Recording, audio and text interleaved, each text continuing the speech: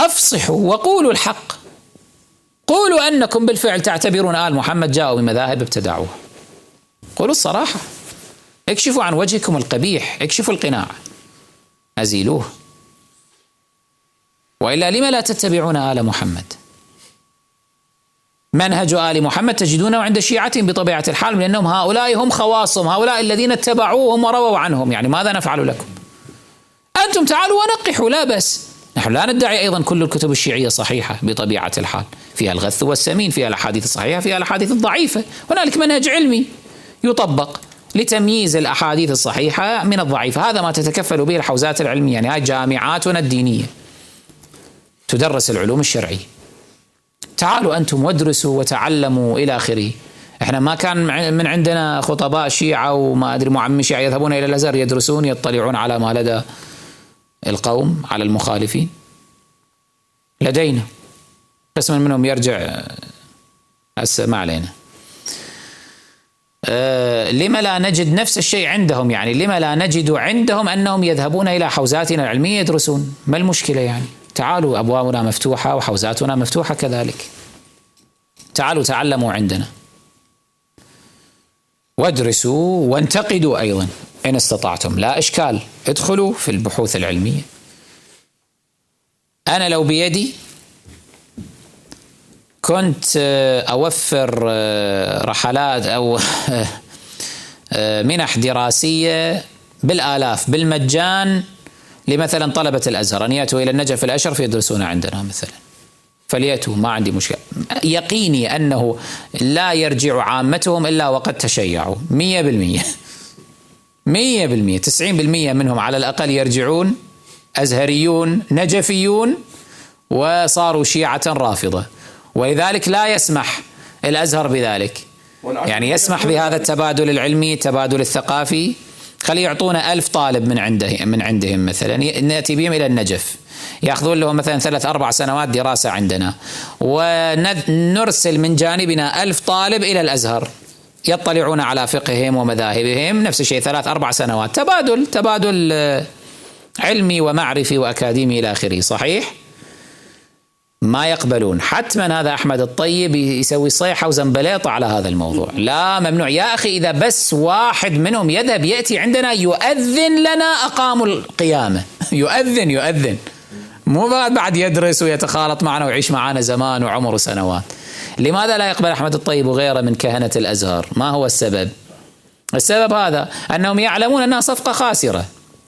ليش؟ هو صحيح 1000 ب1000، لكن 1000 الشيعي الذي ذهب إلى الأزهر يرجعون كلهم وقد زادوا تشيعا ورفضا، والذين يرجعون 1999 منهم يرجعون رافضة، الواحد منهم هم نص رافضي يطلع يرجع هكذا. يعلمون هذه الحقيقة، والله يعلمون، والله وكتاب الله 100%، ولهذا يخافون. وإلا يلا أنا أعطيكم 1000 من عندنا، أنتوا سننوهم كما تقولون، اشتغلوا عليهم مو مشكلة، ليل نهار رضعوهم، عائشة أبو بكر عمر، عائشة أبو بكر عمر، ليل نهار. انزين شوف إذا قدرتوا تقنعونهم. في المقابل أنا أخذ 1000 منكم جيبوهم عندي، انزين خلي يطلعوا، مجرد اطلاع، فليدرسوا ماذا يقول الشيعة في أصول دينهم، في فقههم، في حوزاتهم إلى آخره.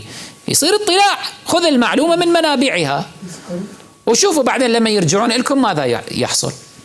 خلي نكررها كم سنة هذه، كم دفعة، يعني دفعات هاي الطلبة هكذا، زين خلص خلال 2 مصر أكثرية شيعية، حتى الأزهر يصبح كل الأزهريين يصبحون شيعة.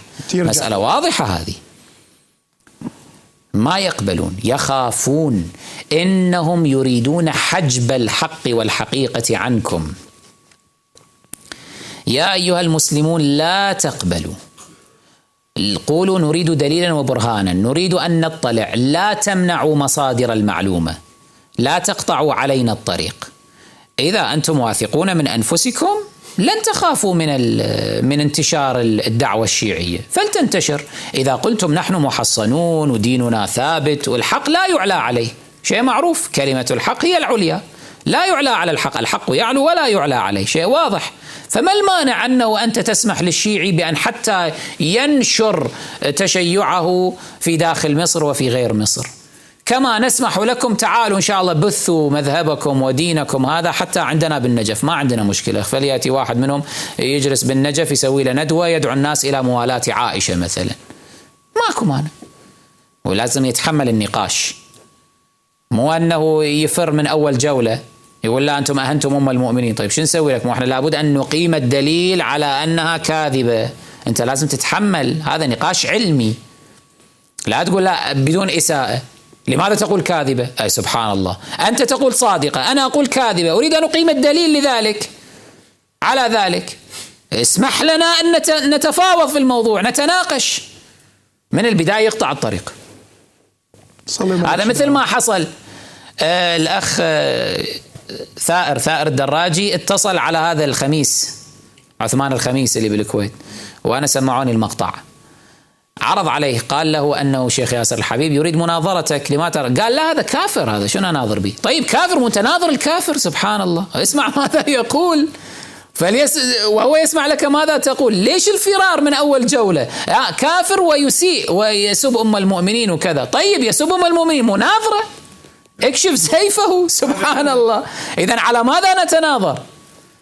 يتخذون ذرائع حجج حتى لا يواجهوننا، هذه هي المشكلة. نلاحقه من كل مكان، تعالوا ناظروا، ما يقبل، إما يضع شروط تعجيزية من البداية يتركها ويقطع الطريق ويقول لا هذا لأنه ما أدري يطعن ويسب. طيب هو يطعن يسب بناء على حجة معينة لابد أن تبطلها أنت حتى لا تكون له هذه الحجة. افضحه على الهواء، تكلم معه، ناظره، ما يقبل.